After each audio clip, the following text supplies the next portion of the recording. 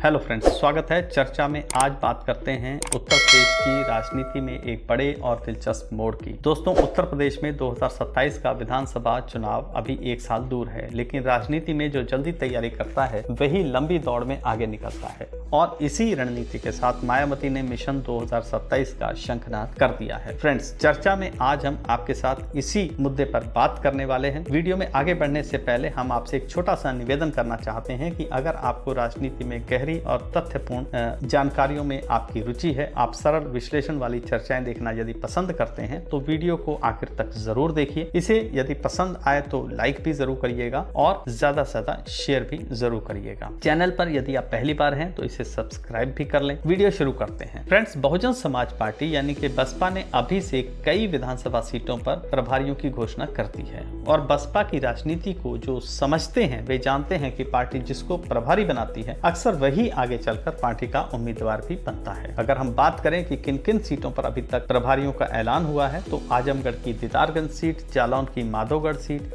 जौनपुर की मुंगरा बादशाहपुर सीट और सहारनपुर की देहात सीट पर अभी तक प्रभारियों का ऐलान हो चुका है। इन सभी प्रभारियों में से 2 मुस्लिम और 2 ब्राह्मण चेहरे हैं और ये कोई संयोग नहीं है बल्कि एक सोची समझी रणनीति का हिस्सा है।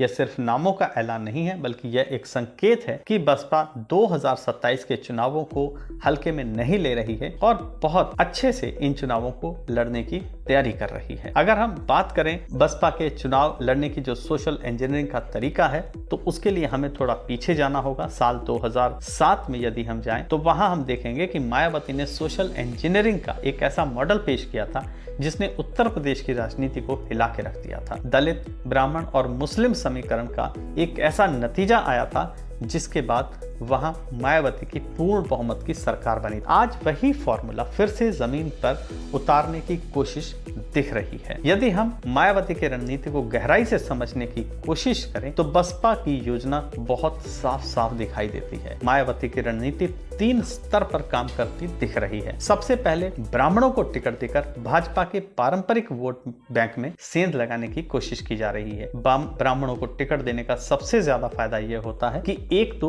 सामान्य वर्ग में यह संदेश जाएगा कि बसपा सामान्य वर्ग को खुद से दूर नहीं करना चाह रही है और इसके साथ साथ ब्राह्मणों में विशेष रूप से एक चुंबकीय शक्ति होती है, ये बसपा जानती है। मुस्लिम उम्मीदवार उतारकर सपा के समीकरण को भी बड़ी चुनौती देने की कोशिश की जा रही है और ऐसा सुनने में आ रहा है कि लगभग हर जिले में कम से कम एक मुस्लिम उम्मीदवार बल्कि मजबूत मुस्लिम उम्मीदवार जरूर उतारा जाएगा जिससे कि बस सपा को मजबूत राजनीतिक चुनौती दी जा सके। ओबीसी को भी प्राथमिकता दिए जाने की खबर मिल रही है। बसपा ये जानती है कि 50% से ज्यादा सीटों पर ओबीसी उत्तर प्रदेश में निर्णायक भूमिका निभाते हैं। ओबीसी को व्यापक प्रतिनिधित्व दिया जाना बहुत आवश्यक है ताकि उन सीटों पर भी मजबूती से चुनाव लड़ा जा सके और उन्हें जीता जा सके। पश्चिमी यूपी में यह भी सुनने में आ रहा है कि 2-3 बहुत मजबूत उम्मीदवारों को उतारने की भी तैयारी चल रही है ताकि पश्चिमी उत्तर प्रदेश में भी सपा और भाजपा को कड़ी चुनौती दी जा सके। एक और खास बात जो अभी तक निकलकर सामने आई है वह यह है कि बसपा ने यह साफ कर दिया है कि इस बार चुनाव में कोई गठबंधन नहीं किया जाएगा बल्कि अकेले दम पर ही चुनाव लड़ा जाएगा। बसपा के उत्तर प्रदेश के प्रदेश अध्यक्ष विश्वनाथ पाल ने भी ये संकेत दिए हैं कि पारंपरिक गठबंधन से अलग राह अपनाई जाएगी और उम्मीदवारों को समय से पहले घोषित किया जाएगा ताकि चुनाव की तैयारी करने के लिए उम्मीदवारों को पूरा समय मिल सके। इसका क्या मतलब है? मतलब यह है कि पार्टी इस चुनाव को पूरे मन से और पूरे योजना के साथ लड़ने की तैयारी कर रही है। ऐसा सुनने में आया है कि पार्टी हर सीट पर 4-4 दावेदारों का एक पैनल बना रही है और उनकी जमीनी पकड़ की जांच की जा रही है। उन्हें देखा जा रहा है, परखा जा रहा है कि उनकी जमीनी पकड़ कितनी है और फिर उस आधार पे उन्हें प्रभारी बनाया जाएगा उस विधानसभा के लिए और बाद में फिर वही प्रभारी प्रत्याशी के रूप में उतारा जाएगा। यानी कि संगठन को बहुत पहले से ही एक्टिव कर दिया गया है 2027 के चुनावों के लिए। अगर हम बात करें कि बसपा के लिए चुनौती कितनी बड़ी है, तो निश्चित रूप से ये बहुत बड़ी चुनौती है। 2012 के बाद से बसपा का वोट शेयर लगातार गिरा है। 30% से ज्यादा वोट पाने वाली पार्टी 2012 में